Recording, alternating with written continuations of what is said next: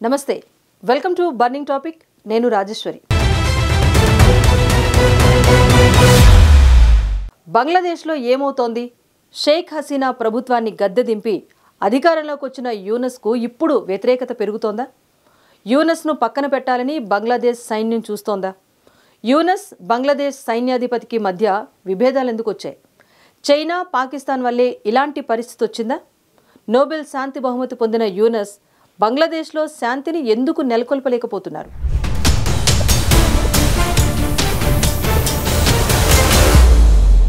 అశాంతి హింసతో ఏర్పడిన ప్రభుత్వం గాని పాలన కానీ ఎప్పటికీ శాశ్వతంగా నిలబడవు. తాత్కాలికంగా బాగానే ఉన్నా చివరికి ప్రజాస్వామ్యమే గెలుస్తుంది. చరిత్ర చూస్తే ఇది చక్కగా అర్థమవుతుంది. ఇప్పుడు బంగ్లాదేశ్ పరిస్థితి కూడా అలాగే అవుతుందని అంటున్నారు. షేక్ హసీనాను పదవి నుంచి తప్పుకునేలా చేసి బంగ్లాదేశ్ లో పాలన చేపట్టిన యూనస్ కు త్వరలోనే పెద్ద గండం పొంచి ఉందని అంటున్నారు. ప్రస్తుతం బంగ్లాదేశ్ లో యూనస్, ఆ దేశ సైన్యాధిపతి వాకర్ ఉజ్ జమాన్ మధ్య విభేదాలు తీవ్రమవుతున్నాయి. సైన్యాధిపతి జమాన్ ఒక అత్యవసర సమావేశాన్ని ఏర్పాటు చేసి భవిష్యత్ కార్యాచరణ గురించి చర్చించాలని పిలుపునిచ్చారు.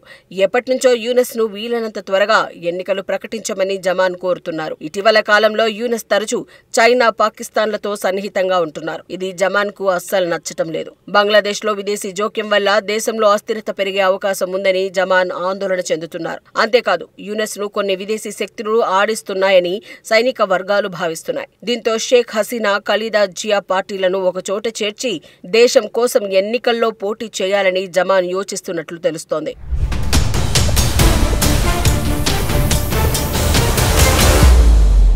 ఇటీవల యూనస్ కార్యనిర్వాహక ఉత్తర్వుల ద్వారా ఖైదీలను విడుదల చేయడం సైన్యానికి అతిపెద్ద సమస్యగా ఉందని అంటున్నారు. దీనికి తోడు యూనస్ సైన్యాధిపతి లేని సమయంలో జాతీయ భద్రతా సలహాదారును నియమించడం ద్వారా సైన్యంలో విభజన సృష్టించే ప్రయత్నం చేస్తున్నారని భావిస్తున్నారు. Quartermaster general lieutenant general Faizur Rahman, Yunus సన్నిహితుడైన జాతీయ భద్రతా సలహాదారు ఖలీలుర్ రహమాన్ తో రహస్య సమావేశం నిర్వహించారని సమాచారం. వీరు సైన్యాధిపతి జమాన్ ని తొలగించే ప్రయత్నం చేస్తున్నారని, కానీ చాలా మంది సైనిక కమాండర్లు వీలైనంత త్వరగా ఎన్నికలు నిర్వహించాలని కోరుకుంటున్నారని సమాచారం.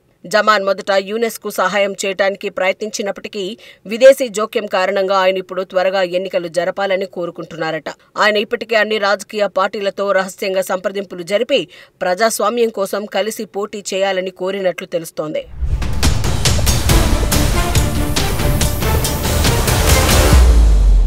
జమాన్, యూనస్ మధ్య ఆలోచన తీరు చాలా భిన్నంగా ఉన్నాయి. జమాన్ 2024 జూన్లో సైన్యాధిపతిగా నియమితులయ్యాడు. సమతుల్యత కలిగి భారత్కు అనుకూలమైన ధోరణి కలిగి ఉన్నవాడు జమాన్. గతంలో కూడా యూనస్ ను తాత్కాలిక ప్రభుత్వ అధిపతిగా నియమించడం జమాన్ కు నచ్చలేదట. నేషనల్ సిటిజన్ పార్టీ ప్రధాన నిర్వాహకుడు హస్నత్ అబ్దుల్లా ఒక 28 సెకండ్ల వీడియోను విడుదల చేశాడు. దీనిలో యూనస్ ను సలహాదారుగా నియమించడానికి యూత్ అండ్ స్పోర్ట్స్ సలహాదారు ఆసిఫ్ మహమ్మద్ షోజిబ్ భూయాన్ సైన్యాధిపతికి ఇష్టం లేదని చెప్పాడు. ఈ వీడియోలో ఆసిఫ్ యూనస్ నోబెల్ గ్రహీత, సంస్కరణవాది అయినప్పటికీ ఈ పదవికి సరైన వ్యక్తి కాదని భావించారని తెలిపారు. ఈ వీడియో సైన్యంలో అంతర్గత విభజనను సూచిస్తుందని, విదేశీ శక్తుల జోక్యం కూడా ఉండవచ్చని భారత ఉన్నత ఇంటెలిజెన్స్ వర్గాలు తెలిపాయి. ఈ విషయం తెలిసి సైన్యాధిపతిని తొలగించాలని యూనస్ అనుకుంటున్నాడని కూడా తెలిపాయి. గతంలో జమాన్ దేశాన్ని సరైన చేతుల్లోకి అప్పగించాలని ప్రజలను కోరినట్లు తెలిసిందే.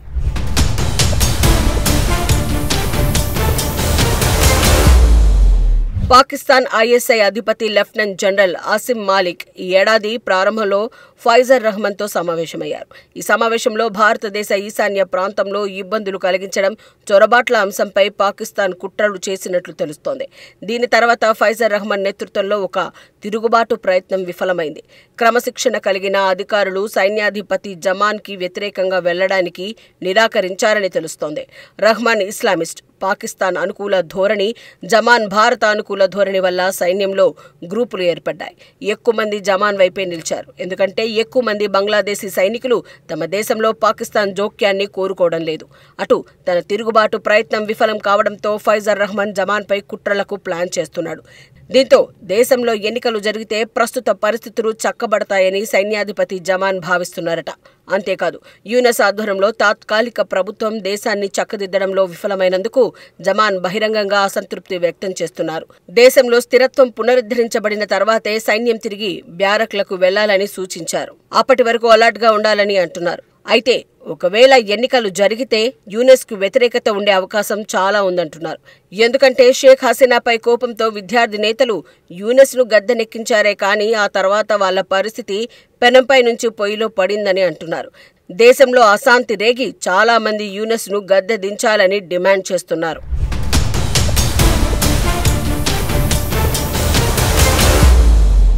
హసీనా పదవి విరమణ వెనుక విద్యార్థుల నేతృత్వంలోని ఉద్యమం కీలక పాత్ర పోషించింది.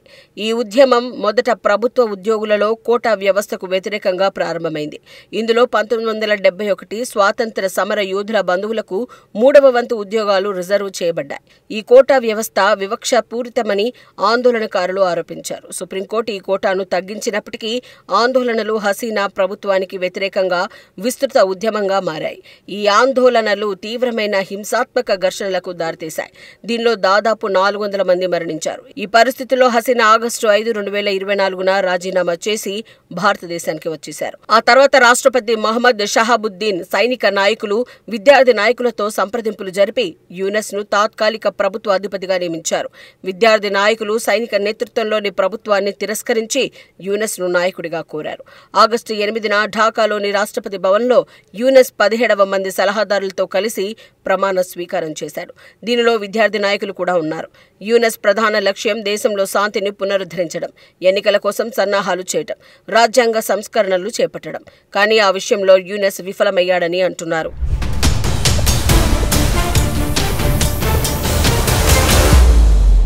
మహమ్మద్ యూనస్ తాత్కాలిక ప్రభుత్వ అధిపతిగా బాధ్యతలు స్వీకరించిన తర్వాత బంగ్లాదేశ్ విదేశీ విధానం చాలా వరకు చైనా, పాకిస్తాన్ వైపు మొగ్గుతున్నట్లు కనిపించింది. ఈ ఏడాది మార్చిలో యూనస్ చైనాకు వెళ్లాడు. ఈ సమయంలో యూనస్ ఈశాన్య రాష్ట్రాలకు సముద్ర మార్గం అంశంపై వివాదాస్పద వ్యాఖ్యలు చేశాడు.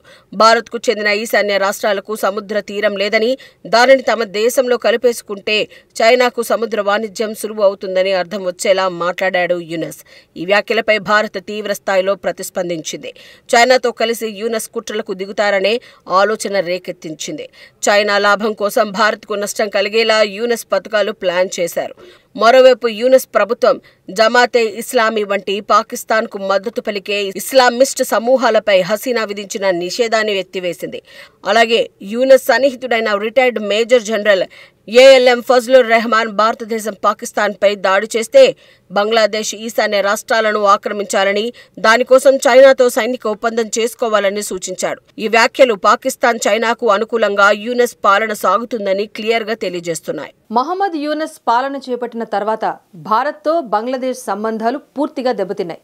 హసీనా హయాంలో భారత్, బంగ్లాదేశ్ ఆర్థిక, భద్రతా సంబంధాలు చాలా బలంగా ఉండేవి. కానీ యూనస్ నేతృత్వంలో ఈ సంబంధాలు క్షీణించాయి.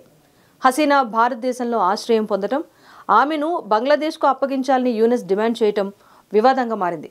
యూనస్ హసీనాను ఎలాగైనా బంగ్లాదేశ్ తీసుకువెళ్లి ఆమెను జైల్లో పెట్టించాలని భావిస్తున్నారు. దీనికి భారత్ అంగీకరించటం లేదు. ఎందుకంటే భారత్ హసీనాను ఒక దీర్ఘకాల మిత్రురాలిగా భావిస్తోంది. దీంతో యూనస్కు ఏం చేయాలో అర్థం కాక ఇప్పుడు భారత్ పైన విషం కక్కుతున్నాడు.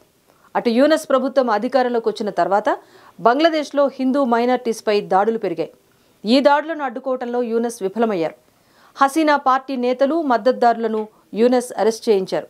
హిందూ సంఘాల నేతలు, ఇస్కాన్ టెంపుల్స్ నిర్వాహకులను ఇబ్బందులకు గురిచేశారు. వీటన్నింటినీ భారత్ తీవ్రంగా ఖండించింది.